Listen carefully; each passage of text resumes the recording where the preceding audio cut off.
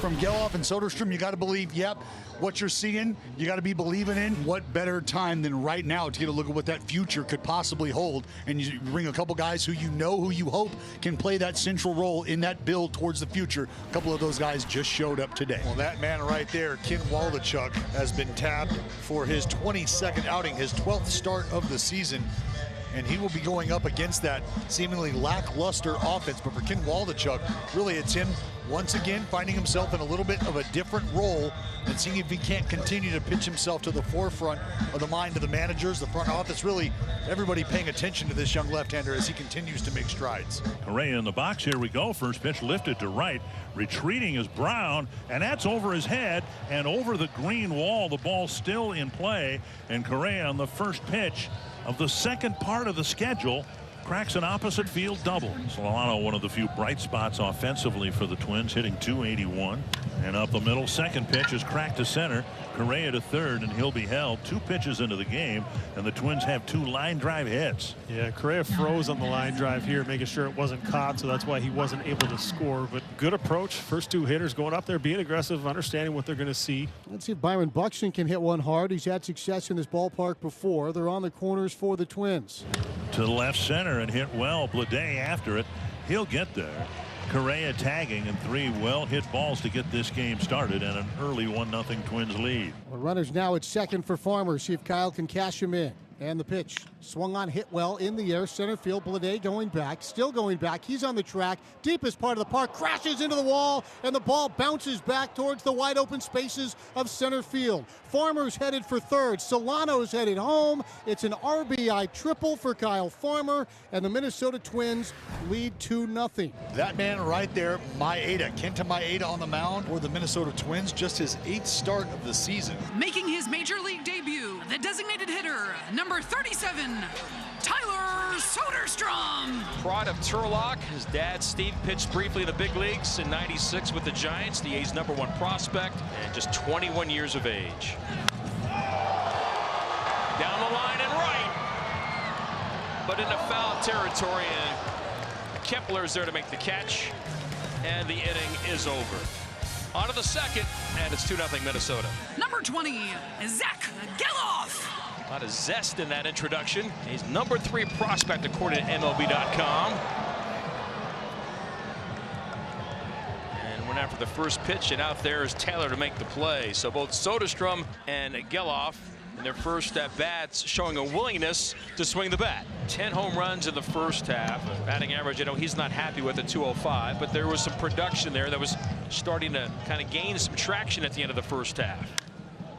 That is belted to right. And Kepler at the wall, and he can't make the play. It's in play for Langoliers. He'll turn. He's going to third. The ball bobbled by Kepler. And 3 bases for Shea Langoliers with 2 outs in the second. Second triple this year for Shea Langoliers. 2 out. Langoliers at third. Bottom of the second. Allen, a right-handed hitter. Right on cue, and the A's get one back. In to score is Langoliers. 2-1 Minnesota. Nick gets his 4th RBI. Oh, Nicky Knox. Atta baby, Vinny. Just put it out in the universe. Minnesota leading the A's by a run. We start the 3rd inning at the Coliseum. Top of the order, second time around. Correa, it's a fly ball to center field playable. Bleday under it. He reaches up and makes the catch, and there is one away. So Waldachuk's now retired 6 straight. Geloff with a chance on the deflection. A little bit of a hesitation, but he gets him. Well, like it's been done 1,000 times before, and it has. Just not here at the big league level.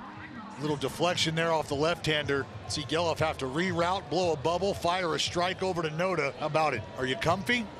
Yeah, I'm comfy. Same game here. And a strong 1-2-3 inning for Ken Waldachuk. He has found a groove. He's retired 8 in a row. 4 strikeouts. And that is the 4th walk issued by the right-hander. So it's first and second, nobody out for Tyler Soderstrom. 3 pitches, and Soderstrom is the first out of the inning. 2-1 lead for the Twins. 2 on for the A's. What Geloff does his second time up. That swung on and lifted to right center. Going back, the center fielder Taylor near the track at the wall, and it is is off the top of the wall. Grounding third is Rooker. He's going to come in and score. It's a double for Geloff, and it's 2-2. Zach Geloff just missed his first career Major League homer, but he doubles home a run. It's a 2-2 game. Well, you don't want to get greedy here, but it looks like Mark Conte is going to come out and ask, hey, can we take a peek and see where this thing landed? Because I think we're going to get a crew chief review here just to take a look and make sure where this baseball ended up. After review, the call in the field is confirmed. The ball is in play. No home run. Second and third in a tie game, only one out. And now Jace Peterson will come up. Now Peterson with a fly ball to left center is going to give the A's the lead. Catch is made by Castro. Here comes Brown, and it's 3-2 Oakland. So Peterson is 23rd RBI. Well, for the second time in 4 innings in this ballgame, Danny, Kyle Farmer is 90 feet away at third base. They failed to score in the first time with less than 2 outs, and they dearly need to bring him home this time. Drive to left field. Rooker heading back, twisting around, looking up, and off the wall. Julian has tied the game. He'll check in at second with an RBI double. Another big pinch hit for the rookie. He's got sneaky oppo pop, doesn't he? He's hit some opposite field home runs that have been no doubters. He's able to stay this on wasn't that. any farther away from being a home run than the one Geloff hit last inning. Twins got a big 2-out hit from Eddie Julian to tie the game. Looking for another one here in the 5th inning from Willie Castro. He missed outside, so they're loaded up for Kirilloff. And Mark Kotsay pops out of the dugout right away. Kirilloff will have to hit against the lefty. In the inning, a hit, 2 walks. They're loaded up with 2 down. And a huge spot here for Alex Kirilloff. Carousel will start here with 2 down. Bases loaded and a full count. Nick Allen has it, and that'll do it. A little bit of wobbly here in the 5th inning, but the A's eventually get it done. Another opportunity that the Twins have been given. Runner Julian at second base. Kepler good speed. He's at first. That is on the outside corner. Correa doesn't like it. Doesn't like the call. Doesn't like the moment. And he has words for Nick Lentz. Now Rocco Baldelli is going to come on out and provide support. Well, Rocco Baldelli's out there to make sure that Carlos Correa is still in the ballgame. And yet again, the Twins with a bases loaded opportunity. They had them loaded with 2 outs after a walk. In the 5th inning, Kirilloff bounced out. They left 2 on in the 4th inning. They left a runner at third with less than 2 outs in the 1st inning. It's a big pitch, 2-2 here. Oh, 98 at the knees, and what a way to finish the top of the 6th inning. Bases left loaded. Game still tied. The one left-hander in the Minnesota bullpen, Giovanni Moran. Fastball changeup combo. Go-ahead runs 90 feet away for the Athletics. Noda goes out for the first pitch. Solano gets the job done, and so does Moran, and we are on to the 7th. Joey Gallo hitting for Kyle Farmer here in the 7th inning. And he will take strike 3. Now Joey Gallo, who's been on the bench the entire night, has a few words for the plate umpire Nick Lentz. Thought he had ball 4, and now he's been thrown out. Somebody has. Nick Lentz having an active night of conversation with the Twins.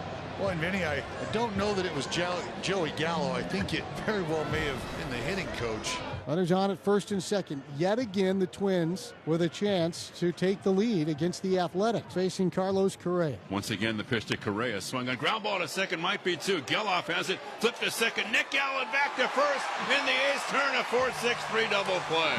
And just like that, the top of the 8th inning is over. See if Buxton find a way to get something he can handle and put a good swing on it. Just try and hit it hard somewhere.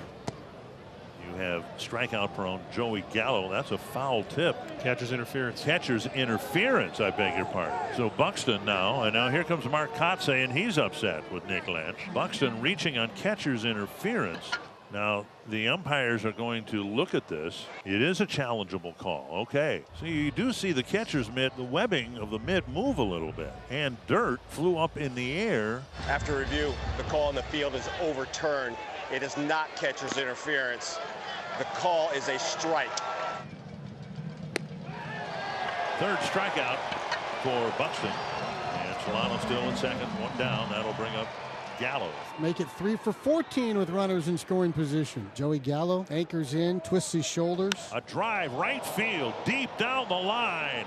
And that ball is gone. Joey Gallo with a 2-run home run in the ninth, put the Twins up by 2. Gallo has had 2 at-bats today, and in 2 at-bats, he has summed up his career. A strikeout in his first at-bat and a long home run in his second. And it's back to a 1-run game. So Duran's going to have to get back on the beam here and figure this out. Bouncer towards second. Julian flips, and that'll wrap it up. Duran gets the save. The Twins get a win 5-4.